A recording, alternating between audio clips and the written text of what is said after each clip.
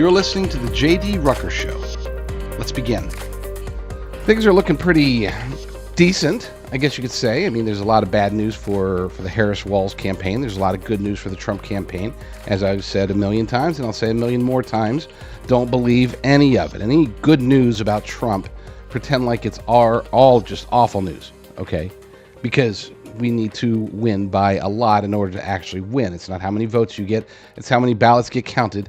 And we know that Democrats and the uniparty swamp and the powers that be, they're going to do whatever they can to prevent Donald Trump from being in the White House again. I saw a part of Glenn Beck's Wednesday show where, and when I say a part of it, was literally only about 8 seconds. My wife does all the show watching, and I get to do, I guess, the show doing.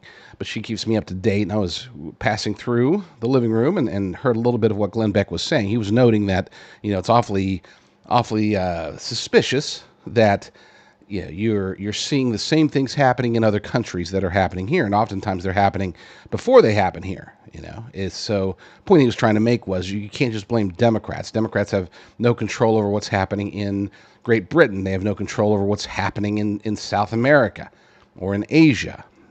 This seems to be something that's coming down from a much higher source than just the Democrat Party or even just the White House.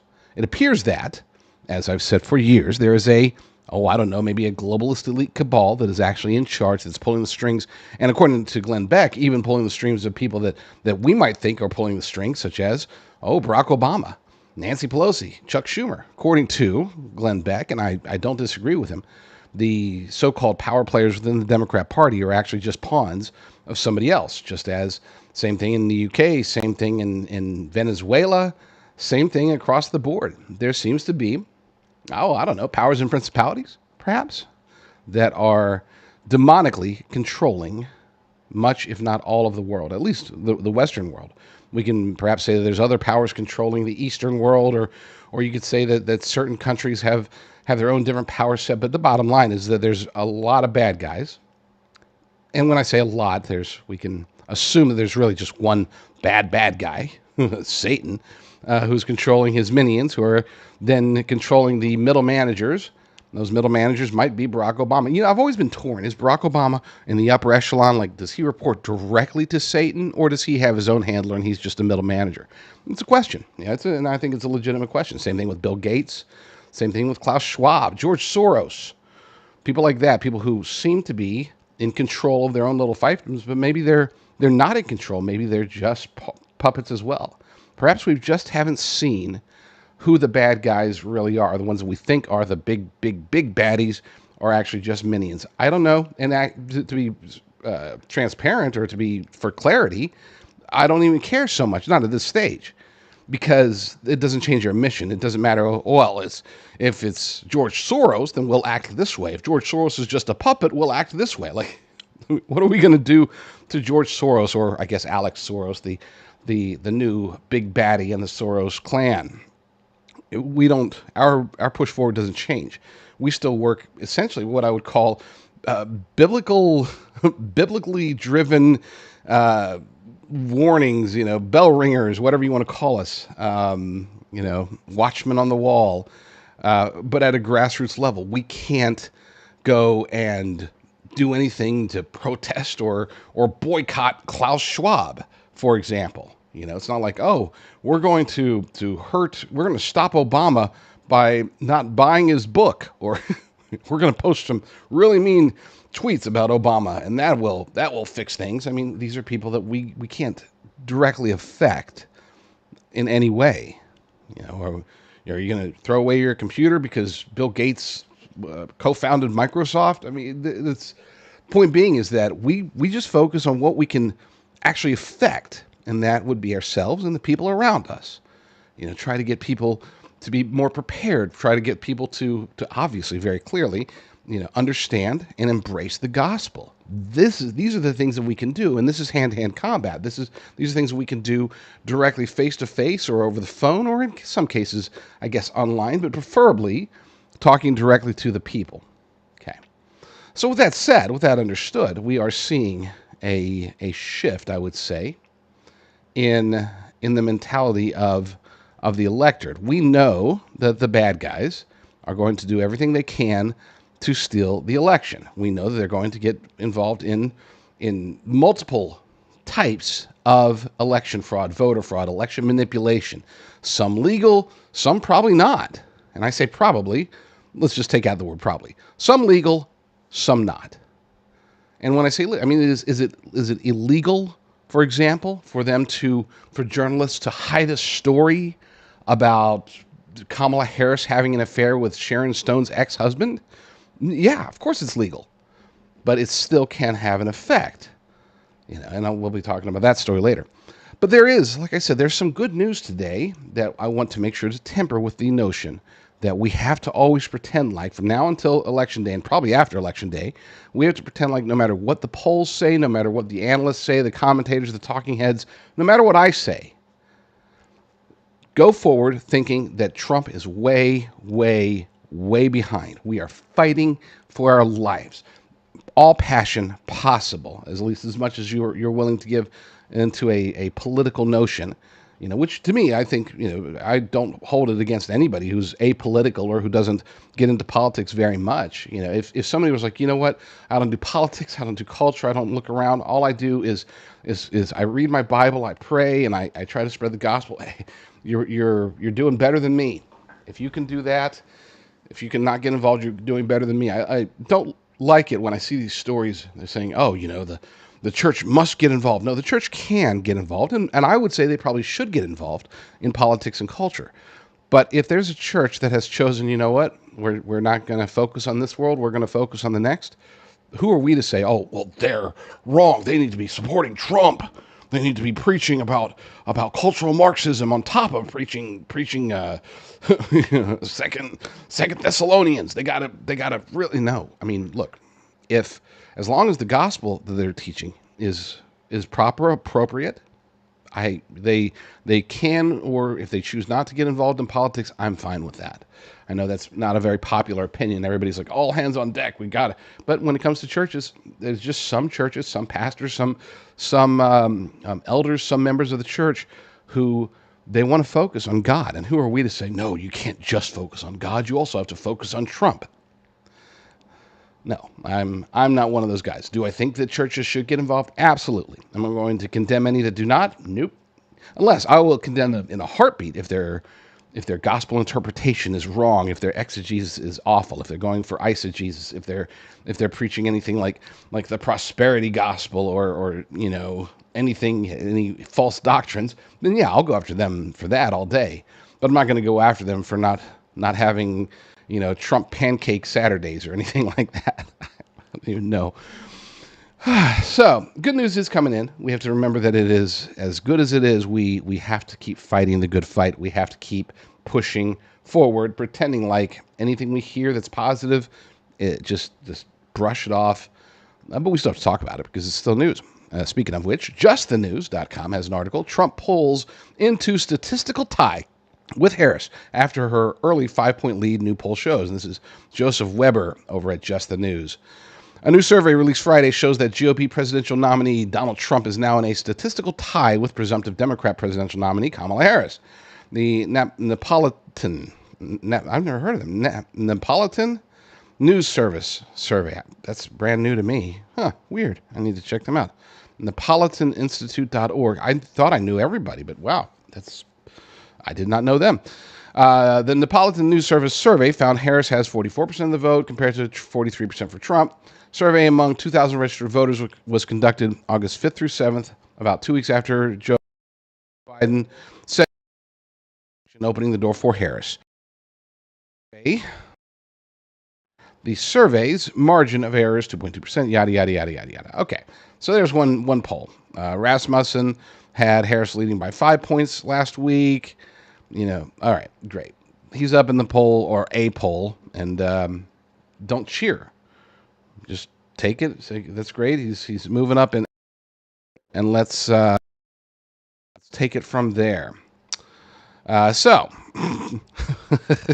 I'm gonna have to swoosh real quick. There. I'm trying to practice the swooshing. Okay, he's trying to make it to where I have a natural swoosh, and until I can get me another full full blown, full time producer. I have to here. Let's swoosh again. Getting better at the swooshes. I have to insert the swooshes so that it's easier for me to edit. And then I don't edit the shows. I run the shows as they are. To edit to be able to pull out the clips. When I can search for just that swoosh, then I know, okay, so here's a clip, and then here's a clip. It's just a time saver. Apologies for you having to deal with the swoosh. Another story asked, and again, these are stories that are supposed to be, number one, telling the truth, number two, trying to give us hope and give us the reality of what's happening on the ground. And so I'm appreciative of what they're trying to do. I just want to make sure that all of my listeners, readers, everybody knows, don't get complacent. That's, at the end of the day, that's really what it comes down to. Why I don't preach doom and gloom, because I don't think that we have a chance. I preach doom and gloom because we have to pretend like we have a very, very slim chance and try to open that up. In other words, we need to fight as hard as possible, which is why this piece over at American Thinker by John Kudla, this is a couple days ago, but the point is made. It says, Kamala up? What do the polls really say? This is an interesting situation, according to the article. As Kamala rises in the polls, the stock market declines. Are the two linked? Probably not. I disagree. Probably not, but who knows? As of today, the Kamala bounce seems to be real. A morning consult poll from early this month has Harris up by 4 points over Trump. This is a massive poll of 11,000 plus registered voters, supposedly giving it more credibility. But what would be more convincing would be a more targeted poll of likely voters. One key takeaway from this poll is that Kamala's popularity may have peaked at 50% and is now moving down. In what might be a case of polling schizophrenia, a recent Rasmussen poll has Trump ahead by 4. And as I said in the last article, he was down by 5 last week. So I don't get it. At nearly the same time, a more recent survey from Scott Rasmussen's RMG research showed that Kamala was up by 4. So Rasmussen reports shows Trump's up by 4. Scott Rasmussen's other research group shows Kamala's up by 4. So who knows? Back to the article. Clearly, Democrats were in a state of panic regarding Joe Biden now that the crisis has passed, and they have a candidate who can speak undemented through circular English. Word salad. Almost every leftist organization is in a state of verbal orgasmic euphoria. But is this the result of irrational enthusiasm? Plugged-in Democrat David Axelrod seems to think so and warned his party that it is absolutely Trump's race to lose right now. So, Axelrod's message. That's my message is basically the same. Look, do things look good for Trump? Sure. But he has to, if he's up by 10 points, we have to pretend like he's down by 20, because it's all about the ballots. It's all about the ballots in the swing states, to be more specific. Back to the article. So Axelrod's message to freaked out Trump supporters is to get a grip. Remember that the Real Clear Politics polling average of a 5-way race has Kamala up by just a fraction. On this date, in 2016, the RCP average had Hillary up by almost 7. Trump's support in swing states appears to have declined, but that would be expected considering that Biden dropped out of the race and Trump's polling bumps from the convention and the attempted assassination are fading. Let's take a look. In Arizona, Trump is up by 2 in the RCP average. Based on the strength, you know what? I can't do this. I'm not going to... I say all the time, I don't pay attention to the polls, and here I am doing a story about the polls. I'm not going to talk. I don't want to put you all through it. I have to read the polls. Just because I tell you not to do it, do as I say, not as I do. I have to read the polls because I need to keep my finger on the pulse of what's happening out there so I can craft the message appropriately to adjust, right? Well, I shouldn't put you guys through that, because you're going to be getting so many polls from other outlets, other show hosts, other everybody, that we should just stop. Stop talking about the polls, Rucker. Just pretend like the polls don't exist. So we're going to do that. Let's do that. Let's just not talk about the polls. Let's do a swoosh and then go to break. How's that? Here's one swoosh and then off to break. If you have been paying attention in recent years, and I know you have been, obviously, because you're watching my show, so clearly you're not sticking your head in the sand. You want to hear the truth. But if you have been paying attention, then you realize that over the last, 3.5, 4 years, things have been going pretty darn crazy, and it isn't just the pandemic. We should have been in full-blown recovery mode since then. Things are crazy for other reasons, and I think you know why. I am very blessed, pleased, and honored to be working with a company that helps people to secure their retirement, secure their life's savings. This is a company that doesn't just work with me, works with some much more important people than me, people such as Mike Lindell. If you go to rumblegold.com, you can work with Genesis Gold Group, and you can sign up, get a free definitive gold and silver guide, help you make sure that you're doing the right things as far as your investments go. People like Dean Cain, there's Mike Lindell again on the screen. You got people like Joe Altman, Conservative Daily Podcast, one of my good friends. He's fantastic. All three of them are, and I might not be fantastic myself, but at least I do know a thing or two when it comes to trying to defend our nation, when it comes to trying to spread the gospel. Genesis is an unabashedly faith-driven company. This is why they don't do things such as offering free silver. Look, if you want to listen to the ads that say, buy our gold and silver, and we'll give you $10,000 in free silver in exchange for a $299 processing fee, then my goodness, have fun with that. No, don't actually. Don't have fun with that, because there's nothing fun once you realize what the actual numbers are like. Go to rumblegold.com if you have a retirement, if you have wealth that you want to protect, and you want to protect it with physical precious metals. Rumblegold.com is the place to go. Endorsed by Mike Lindell, and perhaps more importantly, endorsed by me. I'm going to briefly cover the story as promised about Kamala Harris allegedly having an affair with Sharon Stone's ex-husband. But I want to be clear. The only reason that I'm bringing it up is because it doesn't get brought up, okay? I'm not a guy who goes out there and relishes in finding sexual scandals about anybody, whether they're politicians or in Hollywood or whatever. It bores me, okay? Yes, we are flawed human beings. We are flawed creatures. And there are a lot of people who get involved in stupid sexual things. As a man who's been married to the same woman for over 3 decades with 4 children, I don't know. I'm not trying to take I'm better than that. It's just like, I don't understand it. But the only reason I'm bringing up this story at all, this one comes from the Daily Mail. The only reason I'm bringing up the story at all is because it's not getting covered. And look, we just went through like months, really technically years, about Trump and the porn star Stormy Daniels, Trump and Stormy Daniels. It's like, whatever, okay, okay, yeah. I mean, he's had his own share of sexual escapades. Been married 3 times. We're not hiring him because of his good judgment with women. Okay. And maybe we are. Maybe his latest judgment has been pretty darn good. I like Melania a lot. But with that said, it's the point here is that here's a story about Kamala Harris and a Hollywood star. This should be big news, even in the gossip areas, and I could only find it really at a couple of different daily broke it. According to the article, the night Kamala Harris met Sharon Stone's ex-husband Phil Bronstein in a back room San Francisco bar, and what happened after that? Dum dum. I mean, it's just, I feel icky even reading that, because I don't care. I really don't.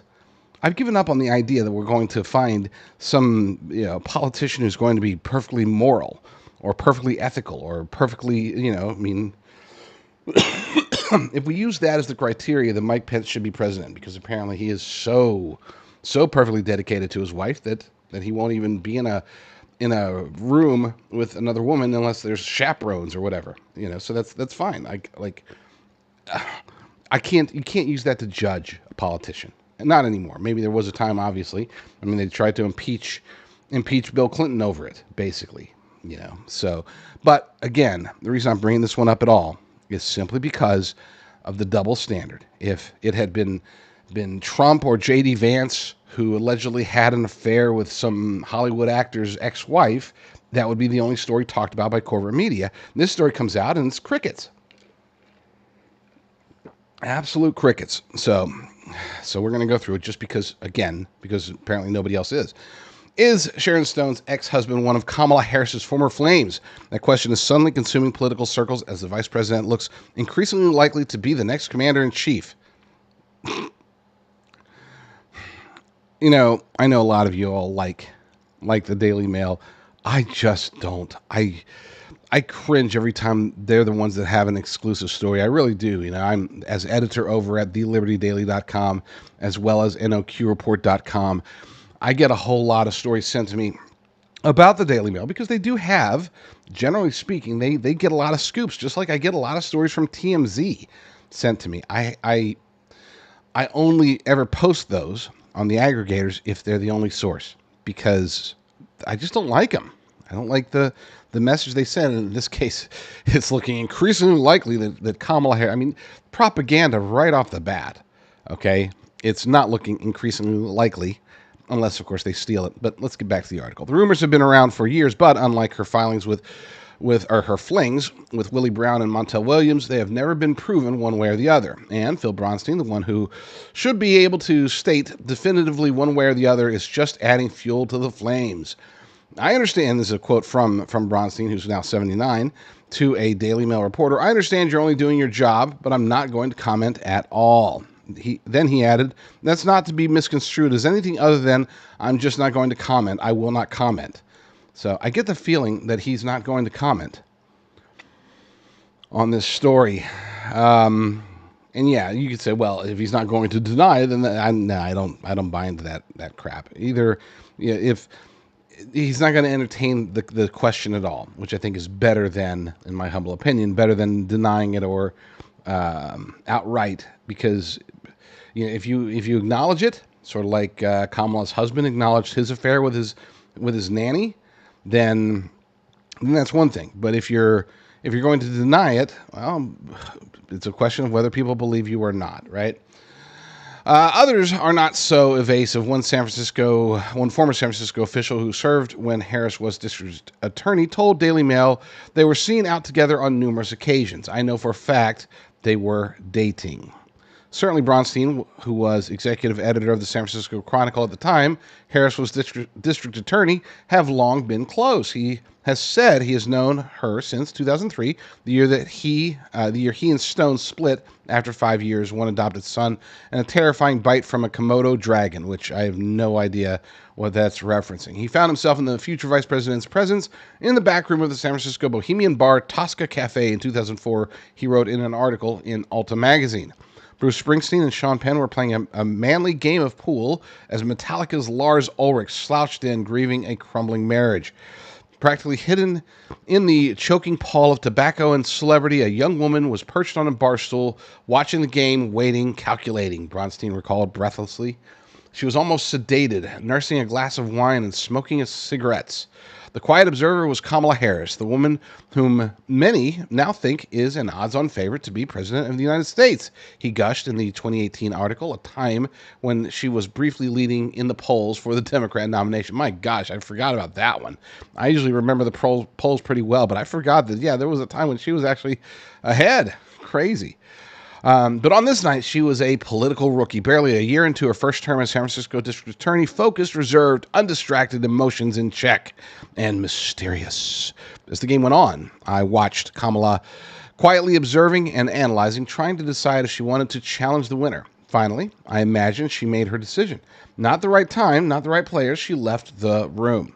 Bronstein's dramatic depiction left out one key detail, just why he, one of the most powerful figures in the city by the Bay, was so keenly studying the prosecutor rather than mixing it with Penn or Springsteen. Those who knew Bronstein say that before and after his marriage to Stone, he fancied himself as a ladies' man. Phil was single for a good part of his time here, and he liked to get around, one insider who worked for Bronstein told Daily Mail. He had a reputation as a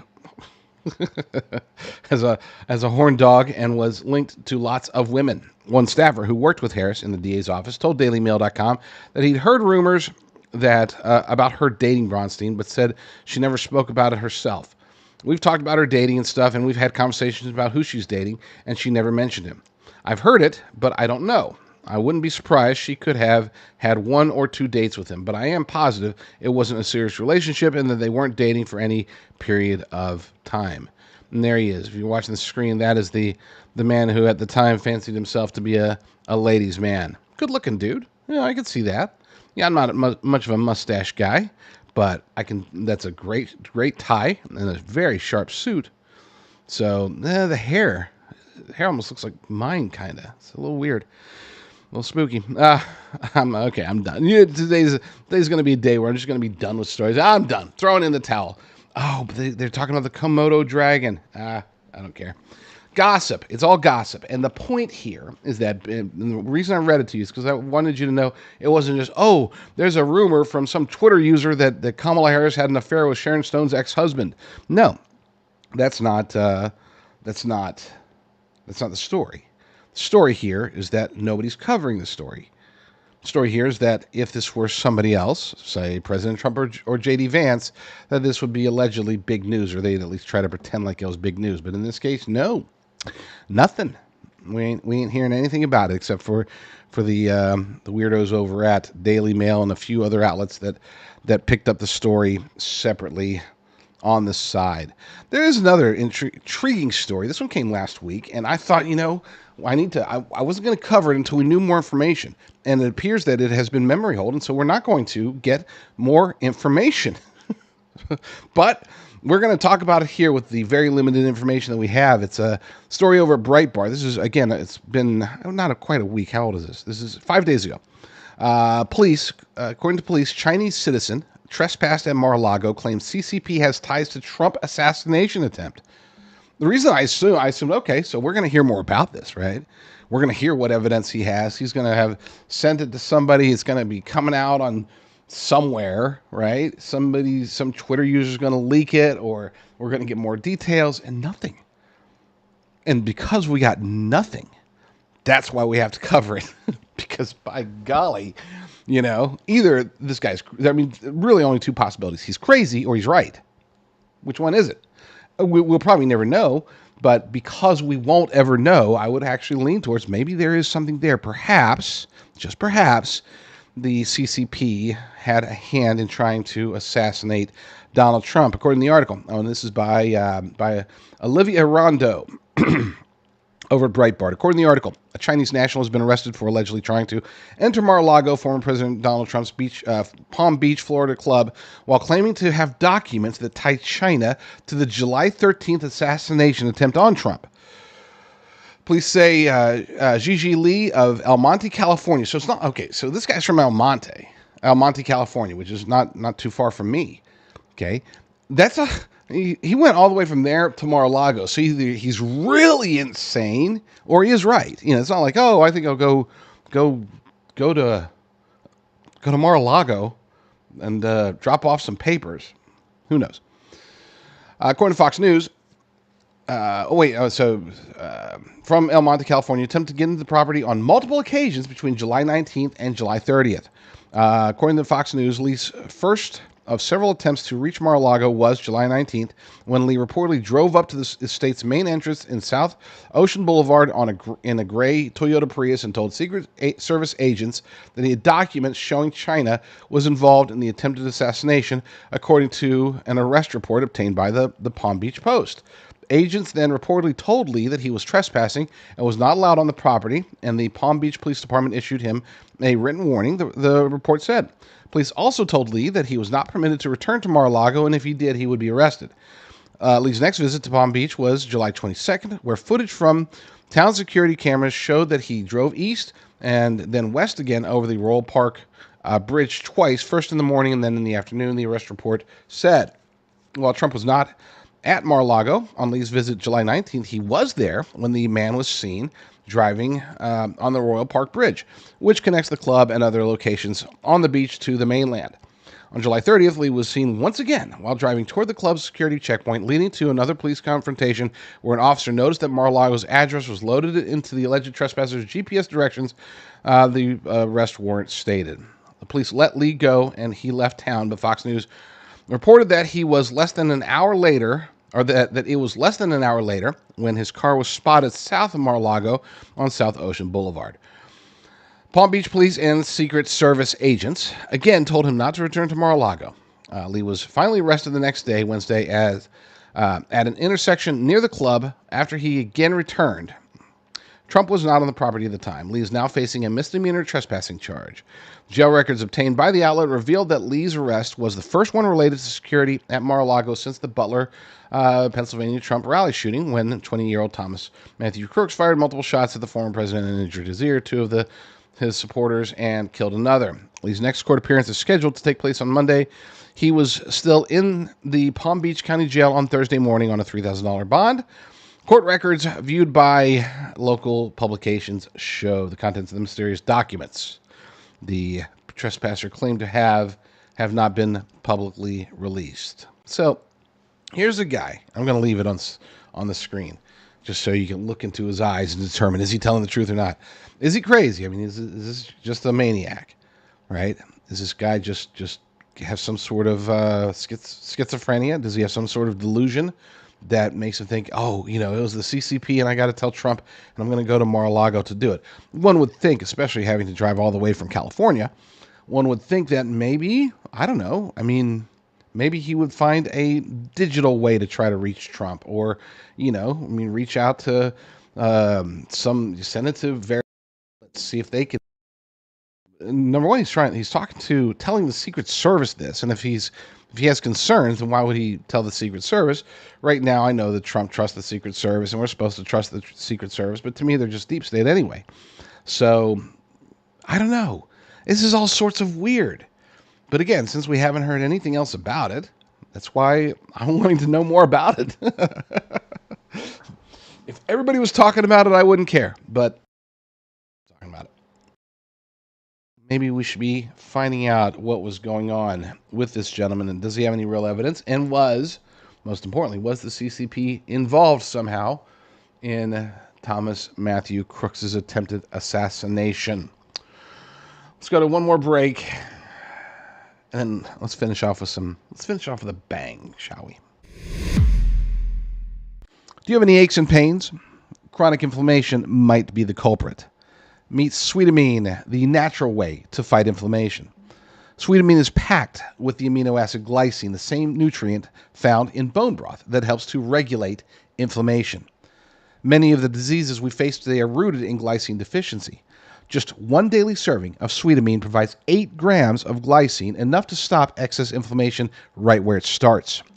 Most people feel pain reduction after just a few days.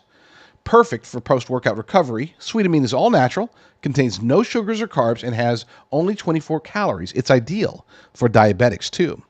Use it like sugar in your favorite drinks, smoothies, or sprinkled on cereal. Try our 12-day challenge trial pack for only $19.95 with free shipping, completely risk-free. And for a limited time, enter promo code RUCKER at checkout for a $5 discount. Order Sweetamine now at sweetamine.com or call 855-GET-SWEET. That's 855-438-7933. Live pain-free with Sweetamine and take the challenge today. For a very limited time, you can go to mypillow.com/JDR and get employee pricing on the premium MyPillow as low as $19.98. That's $19.98. Use promo code JDR at mypillow.com/JDR. You can take advantage of that, or the $25 extravaganza that's going on right now as we speak as well. mypillow.com/JDR. Use promo code JDR for the maximum discount. Well, I said I was going to be ending today's show with a bang, and by golly, we are. We're going to be talking about cows, well, and specifically red heifers. It is what it is. Look, I'm not going to get into, whether or not as a Bible-believing Christian, whether you should look at this stuff from a prophetic perspective or not. That is, I have my own perspectives, of course, but that's not the intention here. I'm looking at this more from a reactionary perspective, a secular perspective, not to take away from the religious aspects of it, but because of the reactions that are going to take place. This isn't something that we can ignore. We can't just say, let the Jews do their thing and we'll do ours. This is going to have implications across the world. not because necessarily of the sacrifice itself, but the fact that people are going to react to it, both within Christianity as well as obviously Judaism, but as well as in Islam.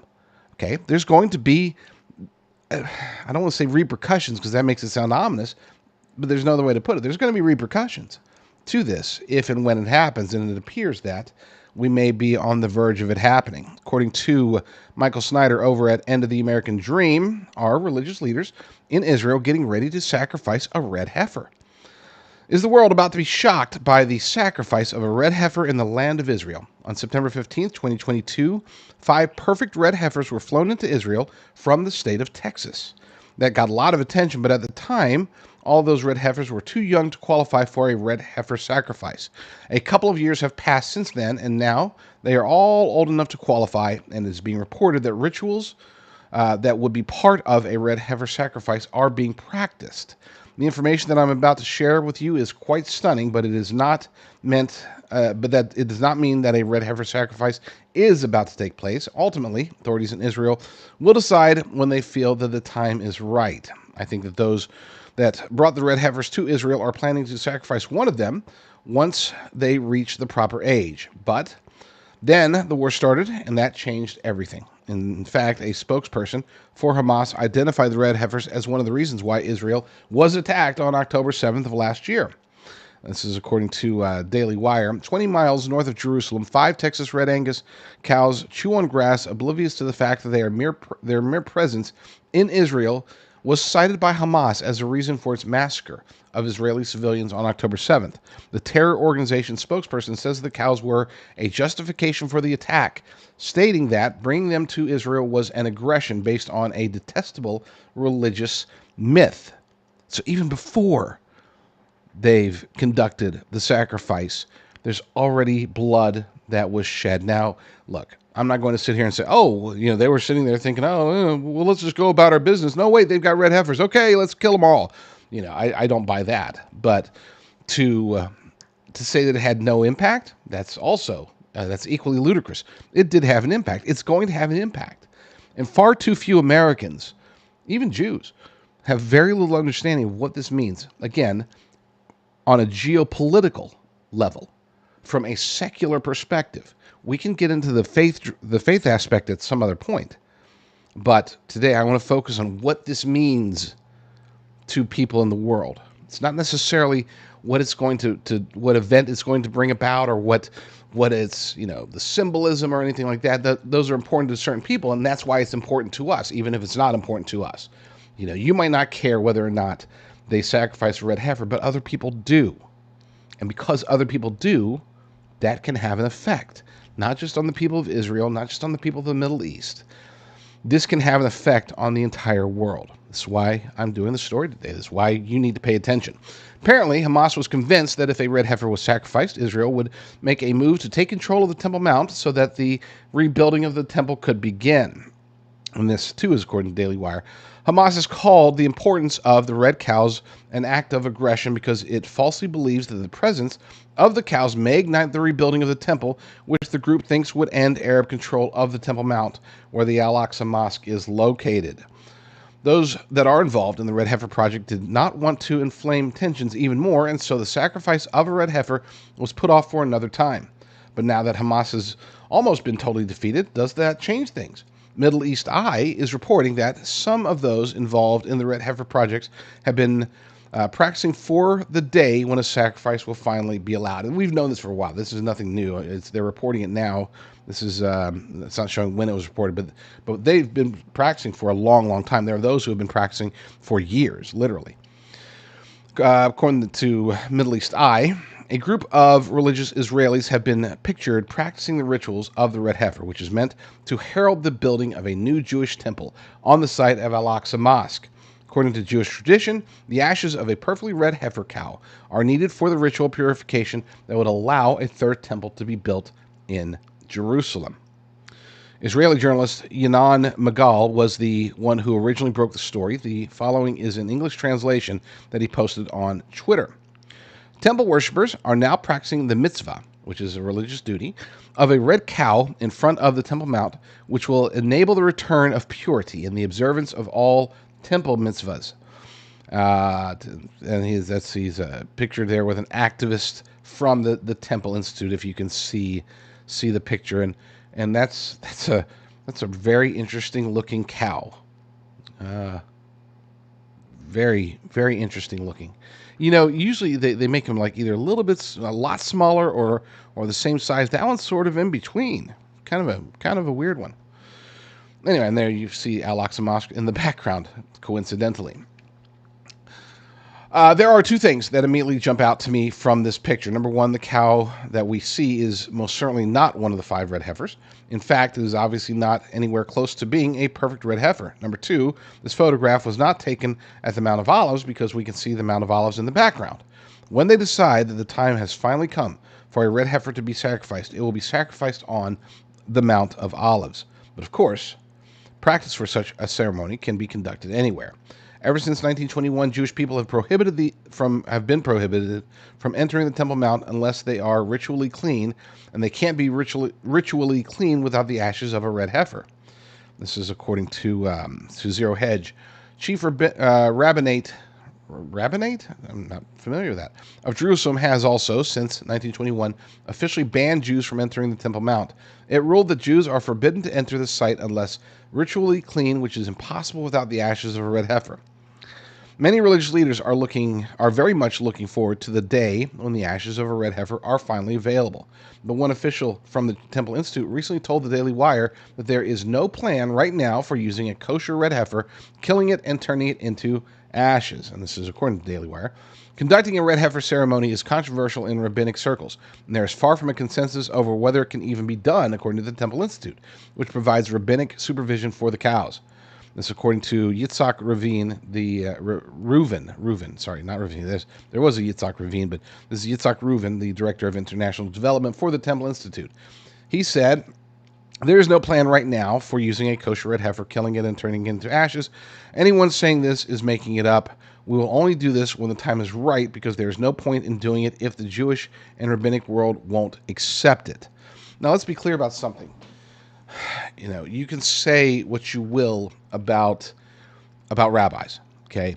Their dedication, many of them, I'm not going to say universally all rabbis, but their dedication to their faith is extreme in many ways, to the point of, like, I don't say they're liars, but they feel justification in hiding truths if they think that it will push their faith-driven agenda. In other words, if they won't come out and say, for example, that we plan on sacrifice, we're moving forward with the plans to sacrifice a red heifer, and then we're planning on doing this day. Most of them will just say, no, there's no plans. No, there's no plans. No, there's no plans.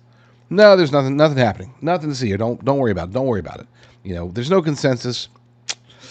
So we'll wait, and then all of a sudden, boom, yeah, we're doing it. That's how they operate in public. That has always been the case, by the way. And you could say, well, does that make them liars? I'm not saying they're liars.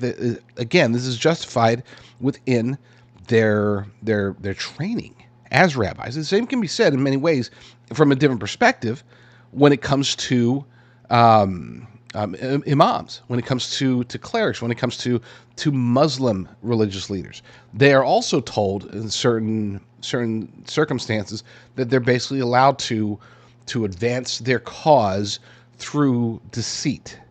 They're allowed to be, they're not supposed to lie, but they're allowed to lie if it's for a good cause, basically. And you can even argue, I remember one of the reasons that we used to go to a church in Oklahoma, this has been decades ago. One of the reasons that I stopped going to that particular church was because the pastor would always, like, his stories, and we've all heard them before, pastors tend to exaggerate stories or try to fib a little bit to make them more interesting.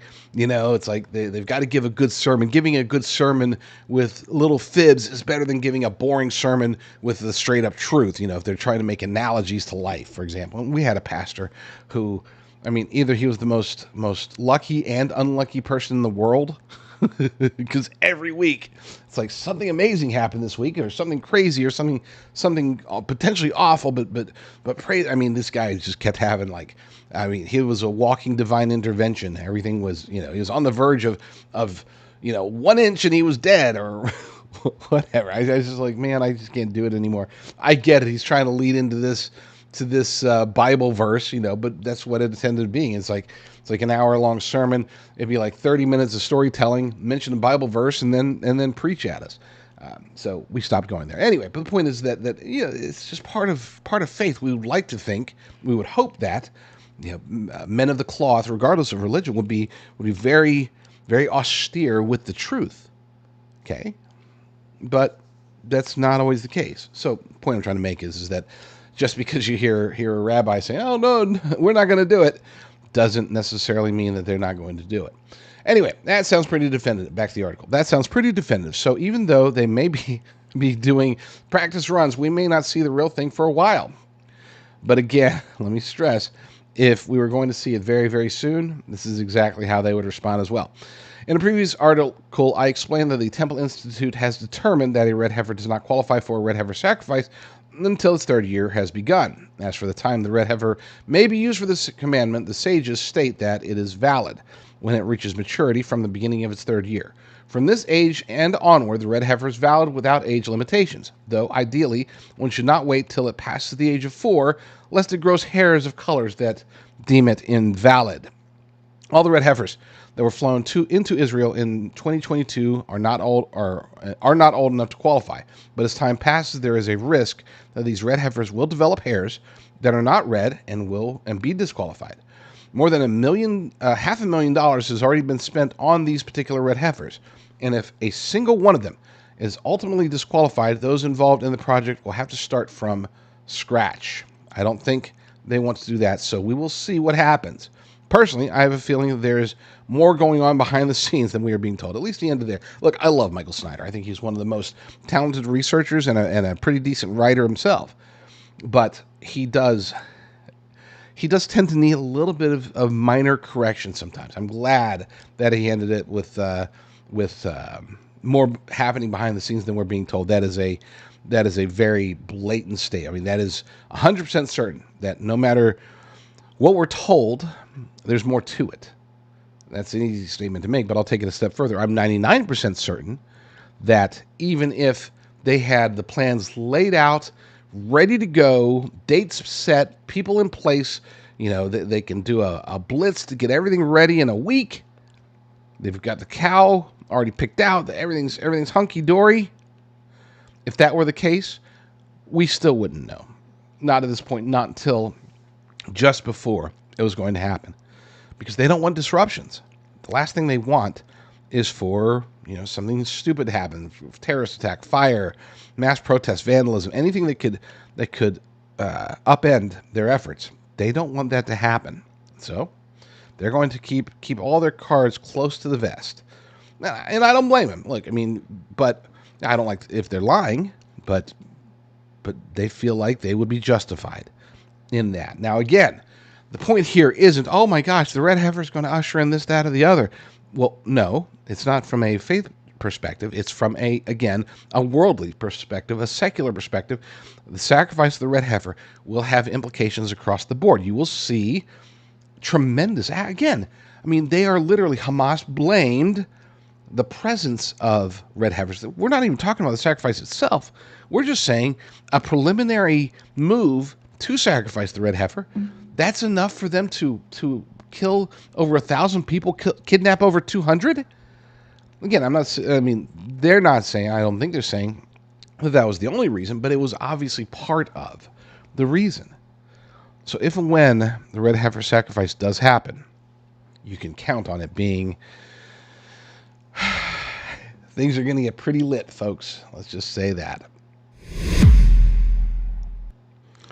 Well, it wouldn't be fair for me to end today's show on just ripping on Jewish weird doctrines. Let's go into some Christian weirdness, and I use that word lightly because I do not consider the Gospel Coalition or Christianity Today or any of the various lukewarm, milk toast, whatever you want to call them.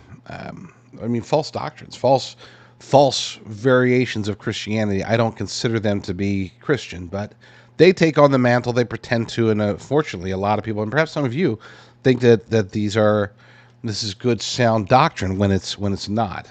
Okay, they're part of, and I would say they are arguably one of the worst parts of the globalist elite cabal's attack on Christianity. They take on the role, or pretend to take on the role, of guiding Christians with the news, with the gospel, with this, that, or the other. But they're no better than a money-hungry televangelist. They're leading people astray. Now, they might be leading people astray intellectually more so than financially. But either way, they're distorting the gospel. And a perfect example can be seen over at Christianity Today. This is from a few days ago, but I saved this one because I think it's important. This is from Not the Bee. John Knox over there at Not the Bee noted, here's how Christianity Today is covering the candidacy of the most radical Democrat to ever run for president. Now, let's be clear about that statement, because that's we've had Barack Obama, we had Joe Biden, both have been pretty darn radical, right? They've between the cultural Marxism and their push for abortion, you'd think it's hard to top them. Except Kamala Harris is far worse. Kamala Harris is to the left of both Barack Obama and Joe Biden, especially as it pertains to attacks on faith. And that does include abortion, of course. Let's be clear. Abortion is child sacrifice. It is an attack, a direct attack against the Christian faith, which is one of the reasons why so many people who have nothing to do with quote-unquote women's rights, or nothing to do with abortion or anything, they're so adamantly pushing for this, because it does affect them, perhaps not directly. They're not the ones that are going to be getting the abortion, nor is anyone in their family necessarily, but from a collective, basically the paganization of the United States. What does that better than the sacrifice, the murder to evil false gods? That's what abortion is. It's the murder of a preborn baby to their false gods. It is a direct attack against Christianity, and of course, Christianity Today seems to embrace that. Let's read the article. Let's check in on Russell Moore and the flagship evangelical magazine Christianity Today, shall we? There's a tweet from Christianity Today from August 2nd. It says, Black Christian leaders are finding hope with Kamala Harris. The vice president's faith and commitment to issues is stirring enthusiasm amongst the traditionally Democratic voting bloc. In other words, Christianity Today is essentially, and at least this particular author, is essentially endorsing Kamala Harris. Why would they do that? Why would an allegedly Christian publication embrace the most radical, the most abortion-hungry Democrat presidential candidate to have any chance at all of making it to the White House?